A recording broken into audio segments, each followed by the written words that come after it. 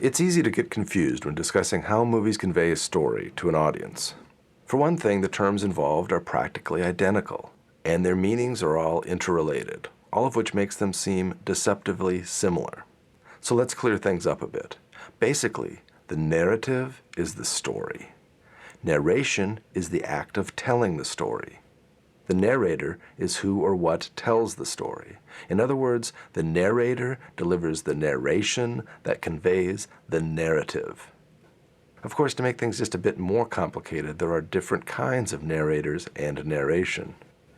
Narration can be delivered in different ways by different kinds of narrators, often within the same movie. For starters, in every movie, the camera is the primary narrator. The camera tells us the story. Its narration consists of what elements it captures and arranges in every composition, in every shot. And of course, the way those shots are written, performed, juxtaposed, sound designed, and sequenced also forms this common so-called camera narration. So maybe it would be more accurate to say, in every movie, the filmmakers and their creative techniques are the primary narrator. It's just a little more streamlined to think of all that as the camera. But the camera isn't always a movie's only narrator. Some movies use more than one narrator to deliver the narration. This narration can be in the form of a character's particular perspective on the narrative's events. A first-person narrator is a character in the narrative who typically imparts information in the form of voice-over narration, which is when we hear a character's voice over the picture without actually seeing the character speak the words. This technique allows us to hear one narration from the first-person character narrator while simultaneously watching the narration provided by our narrator camera. The combination allows us an even richer experience of the narrative. The short film Spam Coup uses this dual-layered approach. I wouldn't call myself a loser. I'm more of a non-winner. Non-winners are always looking for a sign that their luck will change. It's human nature to hope for a little luck. Unfortunately, whether it's good luck or bad luck is always determined in hindsight. This letter was an obvious sign. Congratulations, it said. In 2 weeks, you will receive a lifetime of spam. Indeed, my luck had changed. Of course, having a character within the story acknowledge and address the audience from a position outside the events on screen is a bit of an artifice we must accept in order to enjoy this narrative richness. And some movies push this idea even farther. These films don't limit the first-person narrative to voice-over narration. Instead, the first-person narrator character interrupts the narrative to address narration directly to the audience. Sometimes the narrator isn't even someone in the movie. Voice-over narration can be expressed by a voice imposed from outside of the narrative. The third-person narrator provides narration that illuminates the narrative in different ways than narration coming from a narrator who is also a participant in the narrative. The short film Death to the Tin Man uses this third-person voice-over narration. Bill was the town pariah, the most hated man in a 20-mile radius. The reasons for this were unclear. Maybe it was because he spent his youth in and out of jail. Maybe it was because he fought and drank and used the Lord's name in vain without remorse. Maybe it was because he was the greatest firefighter the town had ever seen. So brave, he made the others look like cowards.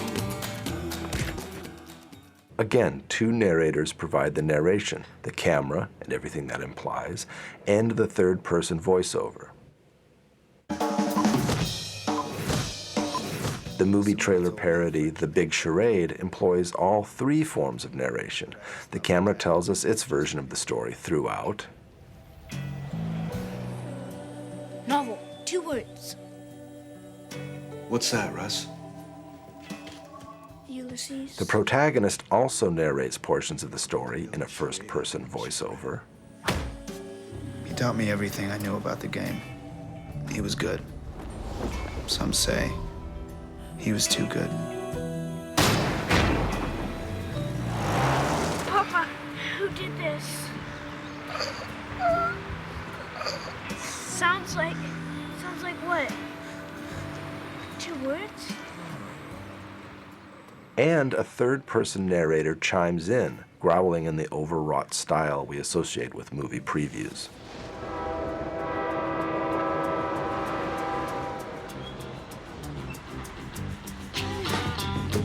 In a world where nothing is what it seems,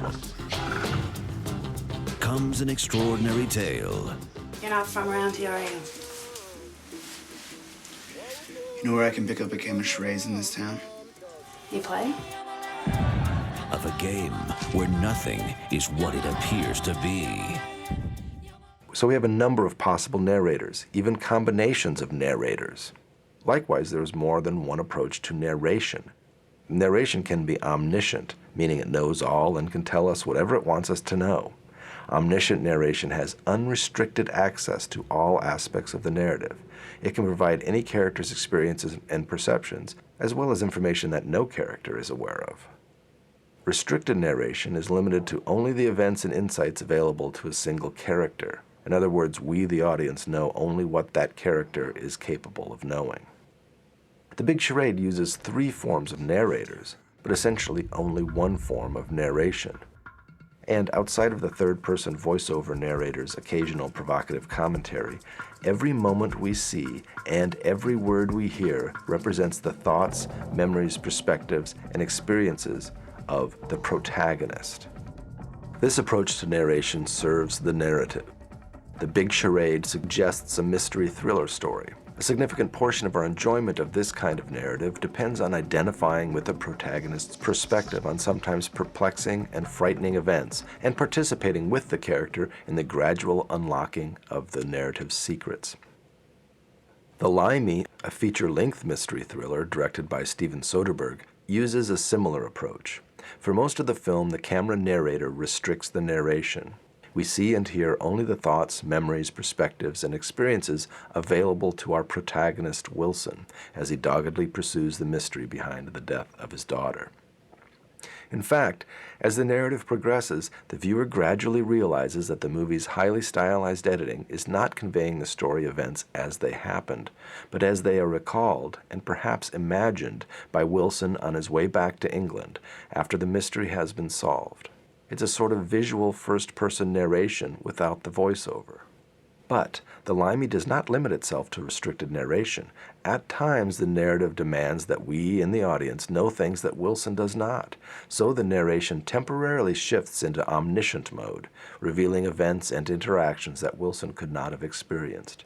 These sections are cut in a different style to suggest the narration shift.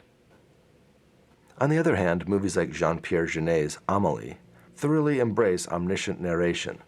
A third-person voiceover narrator and an omniscient camera guide us through unrestricted access to the thoughts, memories, perspectives, and experiences of multiple characters. The deeper you look, the more complex and expressive cinema gets. But the general concepts at the foundation of cinematic storytelling are pretty straightforward. Just remember, the narrative is the story. Narration is the act of telling the story. The narrator is who or what tells the story. Take it from me, your humble voiceover narrator.